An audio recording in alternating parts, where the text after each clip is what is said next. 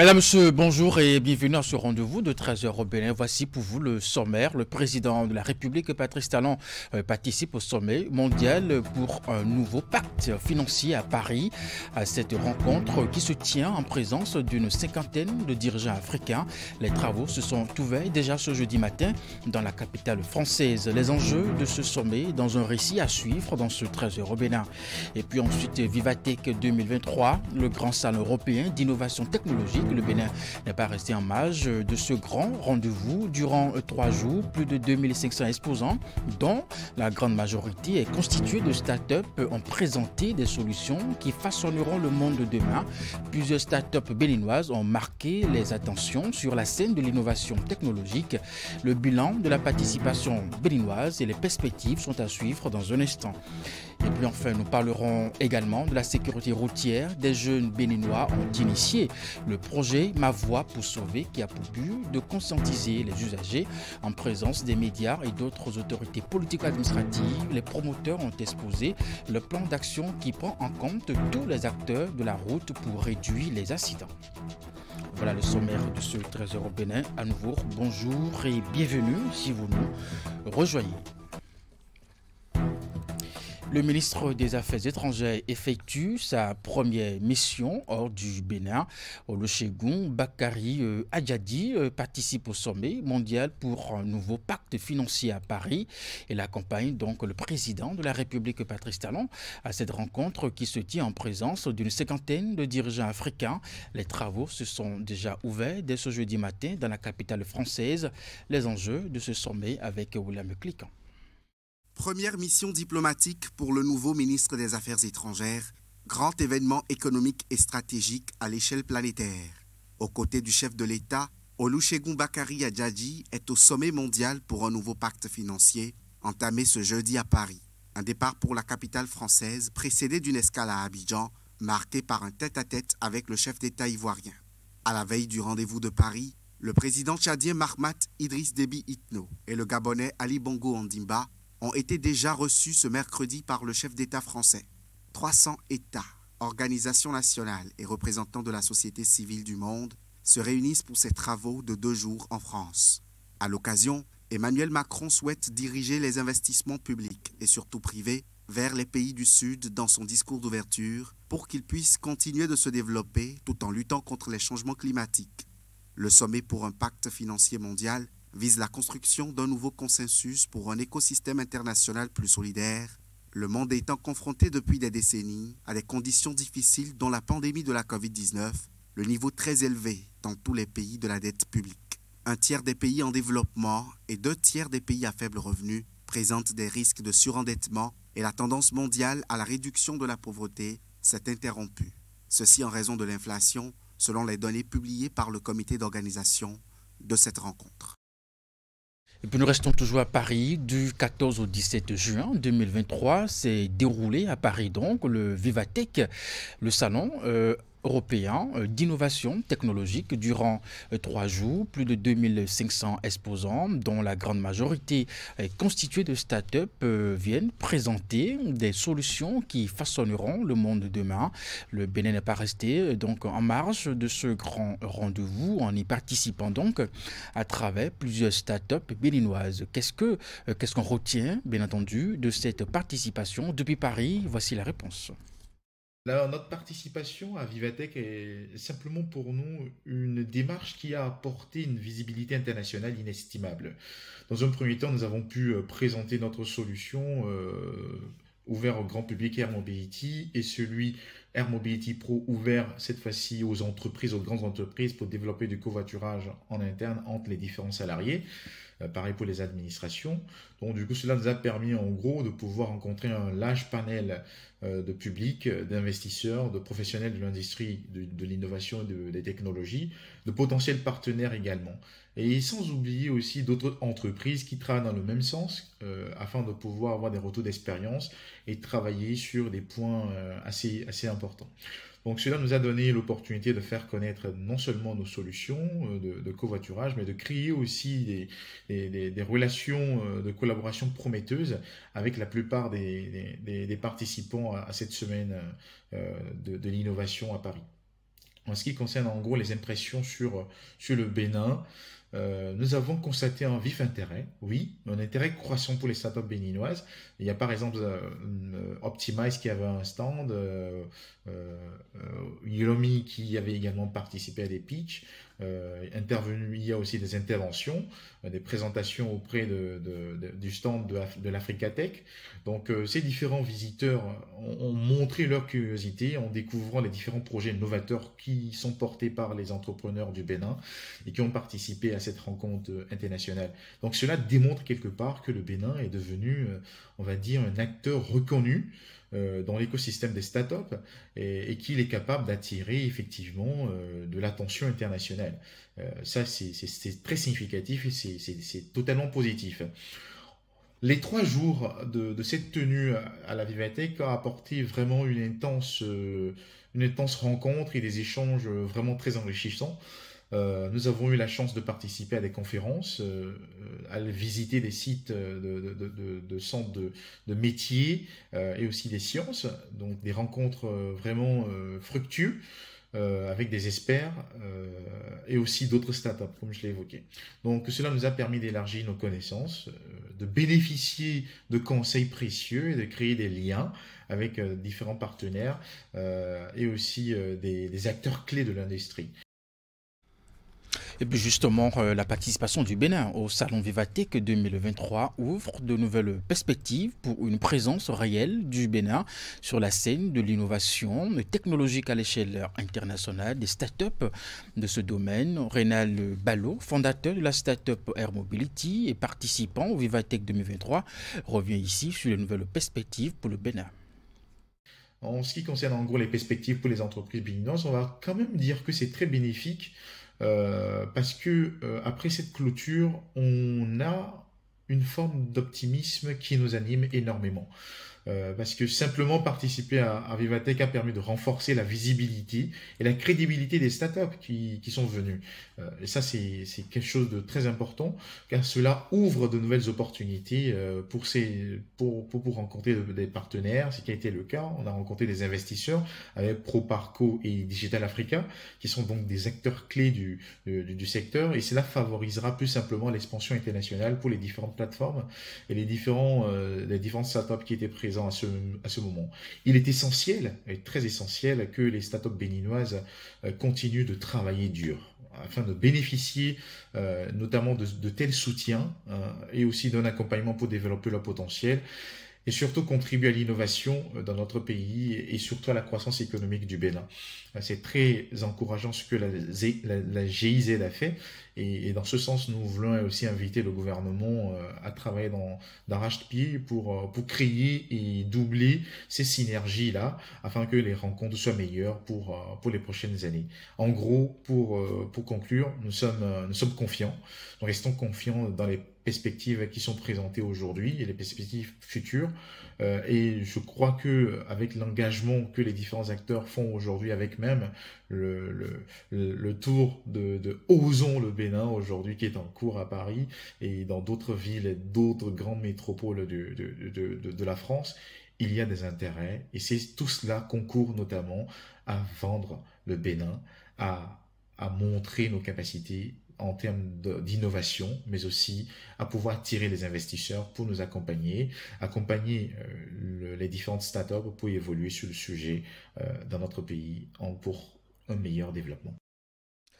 Allez, parlons éducation à présent. L'examen du baccalauréat, session de juillet 2023, a connu son épilogue ce mercredi soir pour les candidats des séries A1, A2, B, C, D, G1, G2 et puis G3.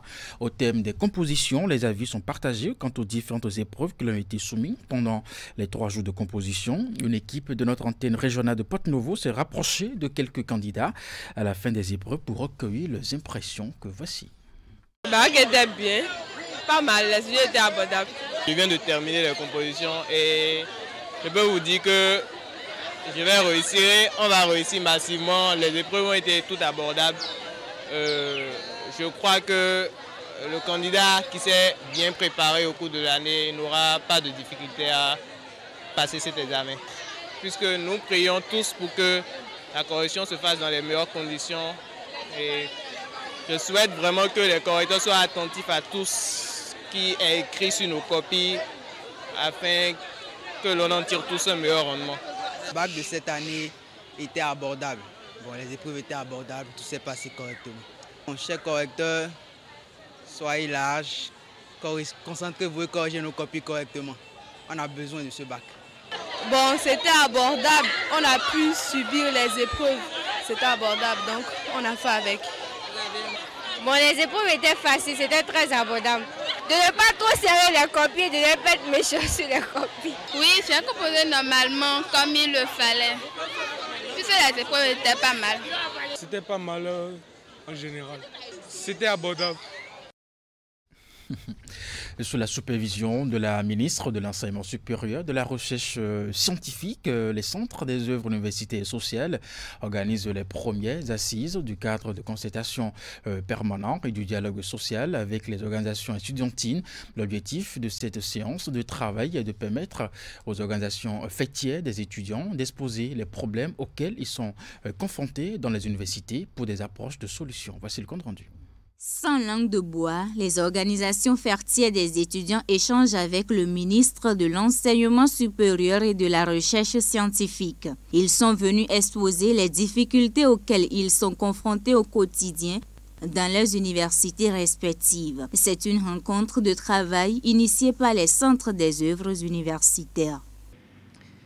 Je remercie ainsi au nom des étudiants de l'UNA, le COUSAC, en particulier l'actuel directeur par intérim, grâce à qui nous avons obtenu un contrat avec les chauffeurs de taxi de la commune de Sakété pour le transport de nos camarades étudiants. Nous avons également obtenu la réalisation de 2 terrains de sport pour favoriser la distraction et l'épanouissement des camarades de Sakété et d'Akotoko. Cela étant dit, nous sommes donc conscients tous, chers autorités, que des avancées notables sont faites. Toutefois, nos écoles d'ingénieurs à l'UNESTIM, nous avons 3 écoles d'ingénieurs qui sont nourries par l'Institut national supérieur des classes préparatoires. Tout comme la FSS, l'INGEPS et l'EPAC, les écoles d'ingénieurs d'Aboumé ne sont pas reconnues comme de grandes écoles à 2 cycles et sont traitées de la même façon que les écoles à 1 cycle. Nos organisations étudiantines à l'université de Parakou ne sont pas libres. Parce que quand l'autorité fait quelque chose et qu'on veut le dire, on vous appelle la nuit pour vous dire « Monsieur, est-ce que vous savez qu'on peut vous faire reprendre l'année? Monsieur, est-ce que vous savez qu'on peut faire cela à votre institution, qu'on peut suspendre votre institution ?» Des menaces qui s'ensuivent, alors qu'ils savent très bien que les raisons, ce pourquoi nous sommes en train de parler, sont justes. Cette séance de travail est placée sous la tutelle du ministre de l'Enseignement supérieur et de la Recherche scientifique. Éléonore Yahi Ladékan rassure ses porte-voix des étudiants que les plaintes et doléances ne resteront pas lettres mortes. Votre voix compte, vos perceptions comptent. Vos contributions comptent. Et ainsi, nous vous évaluons. Nous regardons les intrants que nous mobilisons. Est-ce que les effets escomptés sont là? Et je vous assure, très sincèrement, je vous demande de vous ovationner pour vous-même. Cette séance d'échange s'inscrit dans la droite ligne des réformes amorcées par le ministre Éléonore Yahi Ladékan dans les universités du Bénin. L'objectif de cette démarche est de recenser les difficultés et aplanir les divergences dans les universités publiques ainsi que privées du Bénin. Et parlons à présent de la sécurité routière. Je vous l'annonçais en titre, des jeunes béninois ont initié le projet Ma Voix pour sauver qui a pour but de conscientiser les usagers en présence des médias et d'autres autorités politico-administratives. Les promoteurs ont exposé le plan d'action qui prend en compte tous les acteurs de la route pour réduire les accidents. Ils y ont associé des animateurs, des artistes pour une plus grande portée de leur message. Reportage.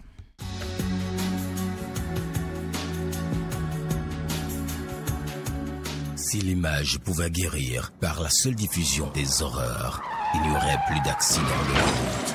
Mais hélas, toutes ces atrocités se passent sous nos cieux et sous nos yeux. Des messages de sensibilisation sur la sécurité routière. C'est l'une des innovations d'un groupe de jeunes exaspérés par la multiplication et la récurrence de l'incivisme sur nos axes routiers. Ma voix pour sauver, ainsi est baptisé ce projet de conscientisation des usagers et des riverains pour accompagner les acteurs du secteur routier dans la sécurisation des personnes et des biens sur les routes du Bénin. Chaque année, des centaines de personnes perdent la vie sur nos routes à cause des accidents de circulation évitables.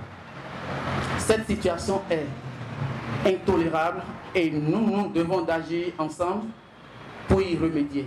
Nous sommes convaincus que chaque voix compte dans ce combat et c'est pourquoi nous avons choisi le nom « Ma voix pour sauver ». Ma voix pour sauver, c'est une série de capsules audiovisuelles diffusables sur tous les canaux digitaux pour amener les usagers à mieux comprendre l'importance du respect du code de la route. Des journalistes, des animateurs et même des artistes chanteurs, au nombre desquels Pélagie la Vibreuse, prêtent leur voix et leurs images à cette campagne de sensibilisation. Les accidents brisent l'état de santé des victimes et réduisent de façon drastique leur durée de vie parfois. Les accidents éteignent des ambitions, hypothèquent des avenirs, détournent des projets d'un père pour ses enfants. Les accidents déstabilisent et détruisent toute une famille sans attente et sans aucune mesure préventive. C'est quoi notre contribution? Nous nous battons, nous travaillons et c'est quoi en réalité notre contribution? L'État est garant de la sécurité des uns et des autres. Mais l'État c'est qui? Si ce n'est nous-mêmes. Alors, notre participation, notre apport à la sécurité publique, c'est de réfléchir, d'installer une atmosphère, d'installer un concept, histoire de développer la sécurité sur nos axes routiers. Nous sommes nous-mêmes acteurs de ces accidents. Alors, j'aimerais exhorter chacun de nous à prendre conscience de cela pour qu'on ne vive pas le pire. Ma voix pour sauver envisage faire une large diffusion des capsules et messages de sensibilisation à travers tous les canaux de communication pour un réel changement des mentalités et une prise de conscience collective. Et nous restons dans la même logique avec plus de 66% des 120 millions de personnes atteintes de la drépanocytose dans le monde. L'Afrique est le continent le plus touché. Aujourd'hui, cette maladie continue de se répandre et fait des victimes, surtout au sein des couches vulnérables qui l'attribuent inconsciemment à une punition divine. Quelles sont les réelles causes de cette maladie mortelle et longtemps mystifiée? Comment l'identifier efficacement pour un meilleur traitement? Voici les réponses avec le docteur Romuald Assoclé, médecin épidémiologiste. La drépanocytose, c'est une maladie du sang due à une anomalie au niveau des globules rouges, les cellules sanguines qu'on appelle globules rouges. Et plus précisément, au niveau de ces cellules sanguines-là, il y a une protéine qu'on appelle l'hémoglobine. L'anomalie porte sur l'hémoglobine. Donc c'est pour ça qu'on l'appelle également hémoglobinopathie. C'est pour dire une maladie de l'hémoglobine. Lorsqu'on pousse un peu plus loin, cette anomalie de l'hémoglobine elle-même, elle est due à une délétion, à une altération au niveau du chromosome 11. C'est pour ça qu'on dit que la drépanocytose est une maladie génétique. Maladie génétique parce qu'elle sera transmise par les parents, par le patrimoine légué par chacun des deux parents lors de la conception. La drépanocytose, la symptomatologie, les signes, c'est généralement une triade. On parle d'anémie. On parle également de crise vaso-occlusive et des infections. À ça, il peut s'ajouter certaines complications qui peuvent être révélatrices de la maladie. Alors, toute cette triade dont je parle là a une origine. Ça s'explique par la malformation, la déformation de l'hémoglobine. D'abord, l'anémie. C'est, quand on la définit de façon vulgaire, c'est une diminution du sang. Mais normalement, c'est la diminution de l'hémoglobine, la quantité d'hémoglobine. Donc, cette anomalie portant sur l'hémoglobine, les globules rouges seront reconnus comme des non-soins, comme des corps étrangers, et donc seront détruits massivement. quand les globules rouges sont détruits massivement, ça va s'expliquer par l'anémie. Donc ce seront des malades qui sont tout le temps fatigués, qui sont pâles, ils n'ont pas une coloration normale. Ça peut se compliquer, des gens qui auront des problèmes de difficulté à respirer. Et on peut avoir des difficultés également, des palpitations. Donc sur le plan, c'est le premier élément en ce qui concerne les drépanocytaires. Mais ce qui révèle la pathologie, vraiment, ce sont les crises vasoclusives. Donc, ce sera pour les os, par exemple, des douleurs atroces, lancinances intenses. C'est généralement pas cette douleur-là qu'on reconnaît les malades drépanocytaires. Ça peut se retrouver à n'importe où, sur le corps, sur les segments du corps, au niveau de la poitrine, au niveau du ventre, un peu partout, au niveau des articulations périphériques. C'est une douleur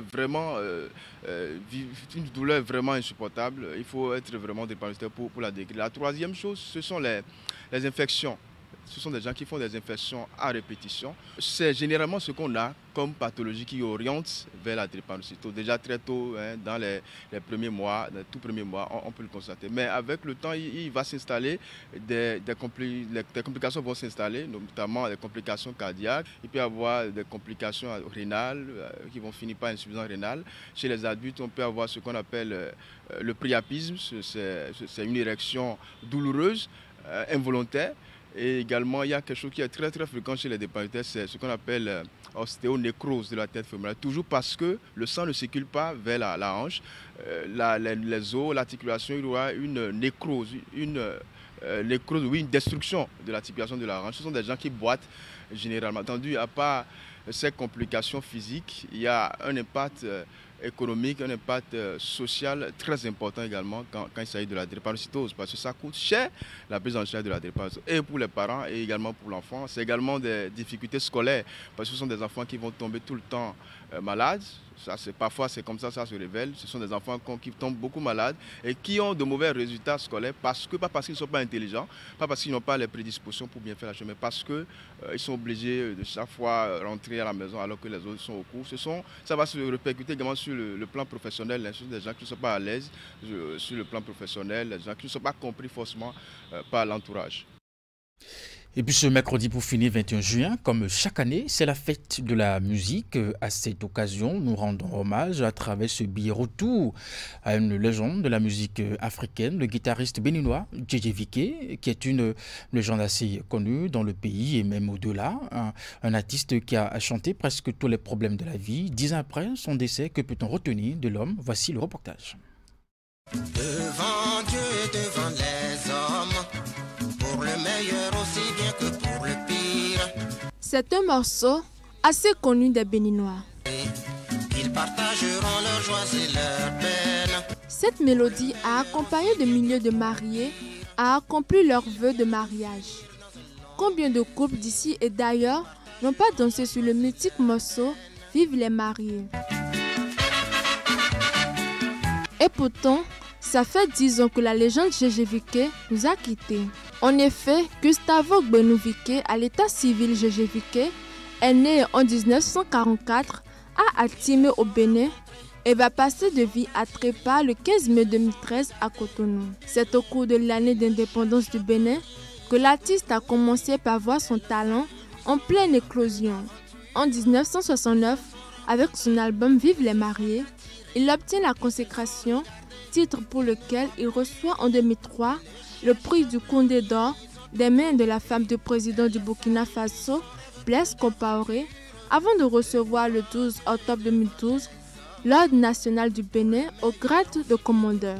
Plusieurs acteurs du monde de la culture, de la musique, des médias qui ont côtoyé l'homme ont retenu assez de lui. Je dirais que ce que je retiens de Djé Viké sera en 2 phases. Une phase où moi je crois que j'avais 8, 9, 10 ans et Djé Viké était très ami à mon père et ils étaient déjà amis copains de collège, même si mon père était un peu plus âgé que lui. Mais il venait à la maison régulièrement, il jouait beaucoup de guitare parce que vous savez Djé Viké est un grand guitariste et mon père aussi avait ce penchant. Ils avaient en commun aussi l'humour, ils aimaient beaucoup blaguer. Donc très régulièrement il était à la maison et ils échangeaient. Et c'est même en les voyant jouer la guitare que moi, mes premières envies de gratter me sont venues. Et peut-être aussi le goût à la musique, vous connaissez la suite. Et ce que je retiens aussi de lui, c'est justement cette complicité. Ils avaient un mot de passe, il appelait mon père Bonvas. Ça veut dire quoi? Je n'ai jamais su. Aussi, c'était un grand lecteur. Il lisait beaucoup les romans et avec ma mère aussi, ils échangeaient beaucoup les romans, les livres. Je me rappelle très bien les auteurs de l'époque, Guy Descartes, Agatha Christie. Djéjé, connu comme tout le monde, et connu spécialement dans son genre, Djéjé, c'est cet artiste le plus talentueux des talentueux du Bénin, d'Afrique et d'ailleurs, qui avait chanté beaucoup. Il a chanté l'environnement, il a chanté l'amour. Je pense qu'il a beaucoup chanté. Aujourd'hui, il n'est plus, mais ses œuvres continuent. 10 ans après son décès, c'est à peine qu'on se souvient de lui. Une légende oubliée, c'est le triste constat que fait Steve Fassia. Certainement, Djéjé a été oublié pendant tous ces moments-là, parce qu'au fond, non seulement oublié, mais délaissé. Délaissé par des gens qui devraient lui tendre la main, par des gens qui devaient lui apporter son soutien, par les collègues de la profession, par l'État lui-même, parce qu'il a servi l'État. Et c'est quand même Djéjé, c'est un grand nom de la musique africaine. J'ai eu l'impression que Djéjé a été oublié, a été délaissé, heureusement. Et ça, il faut rendre hommage à Jean-Luc Aplogan, qui, à un moment donné de la vie de Djéjé, est venu le restaurer.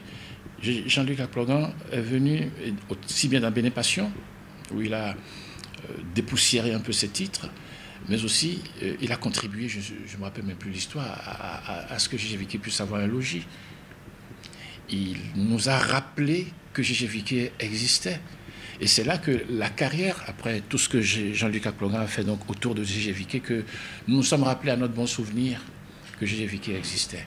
Mais je crois que le seul pratiquement qui a fait quelque chose, c'était Jean-Luc Aplogan. Et bon, c'est ça qui a permis d'ailleurs qu'il soit restauré dans nos cœurs, dans nos souvenirs. Et puis à sa mort, il a eu des obstacles dignes de ce nom. Au-delà de la personne de Djéjé, bien d'autres grands artistes ont connu le même sort. Un constat qui fait réfléchir sur la façon dont nous entretenons l'image de la mémoire de nos illustres disparus qui ont marqué leur époque. Que ce soit dans la musique, le sport, les médias, le cinéma, la société est coupable d'une indifférence voulue et entretenue. Je ne sais pas comment cela se fait, mais je suis le Don Juan de l'Afrique. Ce n'est pas seulement les artistes, même nous les animateurs, nous les présentateurs, nous les hommes des médias. Qui nous regarde, croyez-vous? Qui respecte notre talent, croyez-vous? Personne. Personne. On a vu, quand Jonas Pedro, effectivement, vous en parlez, est décédé. De quoi a-t-il bénéficié? J'ai été témoin de tout. On aurait pu faire mieux. Vous passez plus votre temps à combattre les pièges, à les déjouer, qu'à créer, qu'à travailler. Il n'y a pas de solidarité entre nous. On ne vous pardonne même pas d'évoluer. Vous évoluez, on veut vous faire descendre. Mais ce n'est pas le cas à Abidjan. À Abidjan, on vous porte, on vous élève. Pour peu que vous développez un petit talent, l'État, les partenaires, quel sponsor y a-t-il même pour soutenir une action d'artistes, de présentateurs d'émissions télé? Il n'y en a pas. Il y en a, mais ils ne font pas. Il y a toujours quelqu'un qui va vous saboter, il y a quelqu'un qui va vous mettre les bâtons dans les roues. Véritable précurseur de la musique africaine, Djéjé aura marqué son époque depuis son Atiémé natal, ville côtière, qu'il l'a vu naître, qu'il a aimé si tôt et qu'il a fait aimer à son public. Qu'il est gai de voguer sur le lac à aimer, quand le temps est serein, fredonnant un refrain. Qu'il est gai de voguer sur le lac à aimer, quand le temps est serein, fredonnant un refrain.